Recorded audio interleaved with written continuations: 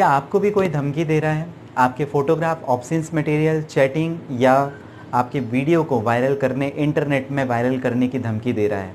और अगर आपने उन्हें पैसे नहीं दिए या उनके एवज़ में मांगी हुई कोई और डिमांड या रिक्वायरमेंट आपने पूरी नहीं की, तो आपके वीडियो को, आपके फ़ोटोग्राफ को, आपके ऑब्ससीन मटेरियल को वो वायरल कर देंगे। क्या आपको भी ऐसी धमकी मिल रही है? पूरा वीडियो ज़रूर देखें। पूरे कानून में किस किस धारा में क्या क्या बताया गया है मैं आपको जानकारी दूंगा। ऐसे लोगों से डरने की, परेशान होने की, चिंता करने की बिल्कुल भी आवश्यकता नहीं है। जो आपका 30 सेकंड का, 45 सेकंड का, 1 मिनट का वीडियो बना करके यूट्यूब में, इंस्टाग्राम में, फेसबुक में आपके परिवारजनों तक पहुंचाने की जो धमकी देते हैं, ऐसे लोग समाज के लिए खतरा हैं। लेकिन निश्चित रूप से आपको और मुझे इनके खिलाफ में कार्रवाई करनी पड़ेगी। दूसरा केस वहाँ पर जहाँ पर लड़कियों के साथ बॉयफ्रेंड ब्रेकअप करते हैं, ब्रेकअप के बाद में उनको धमकाते हैं कि अगर आपने हमारी डिमांड नहीं फुलफ़िल की तो उस केस में हम आपके जो प्राइवेट ऑब्ससीन मटेरियल है, चैटिंग है, ऑडियो कॉल है या आपके फ़ोटोग्राफ्स हैं, वीडियो है, वो आपके परिवार के सदस्यों को दिखा देंगे, इंटरनेट में वायरल कर देंगे। ऐसे लोगों से भी डरने की ज़रूरत नहीं है। वहाँ पर कानून क्या कहता है मैं आपको बताऊँगा। जी हाँ, डायरेक्ट आप सिक्योरिटी ले सकते हैं तो उसके कंडीशन पर 108 IA CRPC 1973 का जो कानून है, क्रिमिनल प्रोसीजर कोड है, तो 108 की जो लड़कियां हैं वो एप्लीकेशन दे सकती हैं उस व्यक्ति के खिलाफ जो उन्हें धमका रहा है, जो उन्हें ब्लैकमेल कर रहा है, जो उनसे शारीरिक संबंध के लिए या पैसों के लिए ऐसी डिमांड कर रहा है।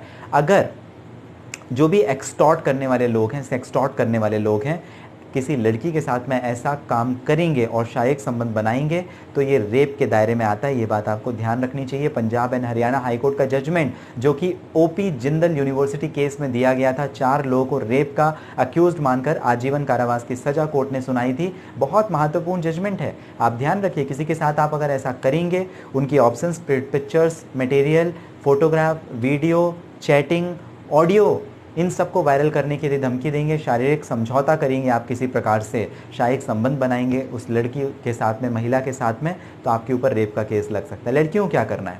प्रिवेंटिव मेजर्स ले सकते हैं। सबसे पहले उन्हें रोकथाम के लिए कि भाई वायरल कर ही ना दे, तो उसके लिए आप जा सकते हैं सेक्शन 108 के प्रावधान IA CRPC 1973, जहां पर आप डायरेक्ट मैजिस्ट्रेट कोर्ट को, क्योंकि पुलिस तो आपकी बात गंभीरता से लेती नहीं है, हो सकता है पुलिस ही आपको परेशान करना शुरू कर दे, तो आप डायरेक्ट कोर्ट में जाकर के जज साहब को एप्लीकेशन दे सकते हैं 108 के प्रावधान में।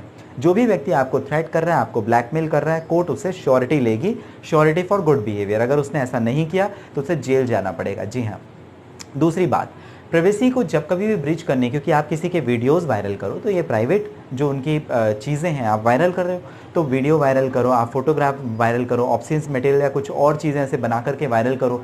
292 सेक्शन जो IPC का है और साथ ही साथ 354C बहुत ही इंपॉर्टेंट है, जो अट्रैक्ट कर जाता है, 3 साल तक की सज़ा का प्रावधान है। साथ ही साथ सेक्शन 72 इंफॉर्मेशन टेक्नोलॉजी एक्ट 2000 काफ़ी ज़रूरी, जहां पर 2 साल तक की सज़ा और फाइन 1 लाख रुपए तक का जुर्माना आपको देना पड़ सकता है। तो अगर आप किसी के साथ ऐसा कर रहे हैं, तुरंत प्रभाव से आप रुक जाएं, और करने वाले हैं तो ऐसा सोचे भी नहीं, आपकी पूरी ज़िंदगी खराब हो जाएगी। साथ ही साथ सेक्शन 383 एक्सटॉर्ट करना, किसी को धमकी देना, किसी को धमकाना, जैसे ब्लैकमेल होता है वैसे ही सेक्सटॉर्शन होता है, वैसे ही एक्सटॉर्शन होता है। तो किसी को आप एक्सटॉर्ट करें तो 3 साल तक की सज़ा, फाइन आपको देना पड़ सकता है। तो देख लीजिए, 1 लाख रुपए तक का जुर्माना, 3 साल तक की सज़ा। अब आप सोच लीजिए आपको करना है या नहीं करना। करना है तो इसके लिए डायरेक्ट एविडेंसेस होते हैं।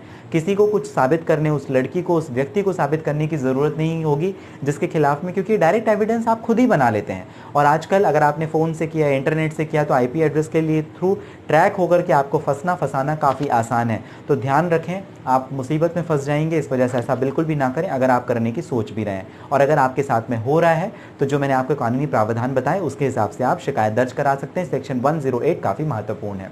अब जो रिवेंज पॉर्न के मामले होते हैं, रिवेंज पॉर्न मतलब जैसा मैंने आपको बताया था, गर्लफ्रेंड बॉयफ्रेंड का रिश्ता ब्रेकअप हो गया, टूट गया, और अब बात आ जाती है कि हम आपसे बदला लेंगे। बदला कैसे लेंगे? जो आपके मटेरियल है वो हम वायरल करेंगे, इंटरनेट पे लोगों को दिखाएंगे, यही बदला है। ये साइकोपैथिक एक्टिविटी है। जी हाँ, मतलब आपका दिमाग खराब है, आप ऐसा बिल्कुल भी ना करें। कानून मैंने बता दिया था, information technology act IT act 2000 के बाद में एक अमेंडमेंट आया 2008 में, और वो कानून हो गया the information technology act of 2008।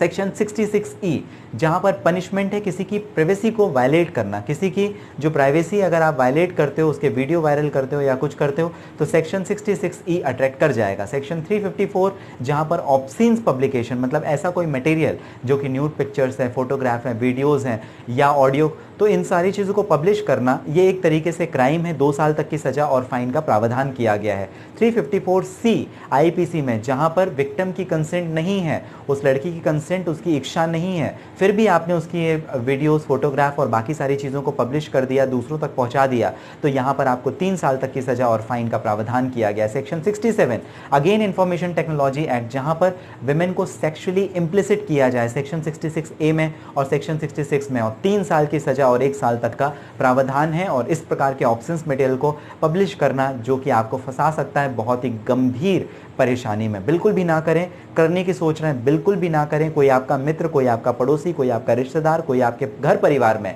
ऐसा करने की गलती से भी ना सोचे। आप इसका ध्यान रखें, क्योंकि वो अपनी पूरी की पूरी ज़िंदगी बर्बाद कर लेगा। और जिनके साथ ऐसा हो रहा है, आपको मैंने इतने सारे लीगल जो प्रोविजन है वो इस वजह से नहीं बताए कि मेरे को अपने वीडियो का व्यू और वॉच टाइम बढ़ाना है। मैंने आपको केवल इसलिए बताया कि कानून आपके साथ में है, आप निडर होकर के जाएं, शिकायत दर्ज करें। आपके लोकल पुलिस स्टेशन में कर सकते हैं, साइबर कंप्लेन में कर सकते हैं, और मैजिस्ट्रेट कोर्ट में दे सकते हैं। मैजिस्ट्रेट कोर्ट में भी 3 तरीके से दे सकते हैं। प्रिवेंटिव मेजर्स लेना है तो 108 की शिकायत दर्ज कराएं। एफआईआर प्रॉपर अगर दर्ज आपको करानी है, जो मैंने आपको रेलिवेंट सेक्शंस बताए, तो वहां पर आप एफआईआर दर्ज करा सकते हैं 156 सबसेक्शन 3 में, जब आपकी पुलिस आपको सपोर्ट नहीं कर रही है, आपकी एफआईआर नहीं दर्ज कर रही है। महिलाओं की, मैं लड़कियों की मैं बात कर रहा हूँ। और 200 की भी शिकायत आप दर्ज करा सकते हैं सीआरपीसी प्रोविजन में, जब पुलिस आपको सपोर्ट नहीं करे तो डायरेक्ट मैजिस्ट्रेट कंप्लेंट भी की जा सकती है। ये 3 प्रोविजन है जहां पर डायरेक्ट आप कोर्ट को अप्रोच कर सकते हैं। अदरवाइज आप लोकल पुलिस स्टेशन में आप जाएं, वो ज़रूर आपको असिस्ट करेंगे। अगर इस प्रकार की कोई गतिविधि आपके साथ हो रही है, आपको इस तरीके से किसी एक्टिविटी में यदि फंसाया जा रहा है, आपको जानकारी कैसी लगी ज़रूर मुझे बताइएगा कमेंट बॉक्स पे।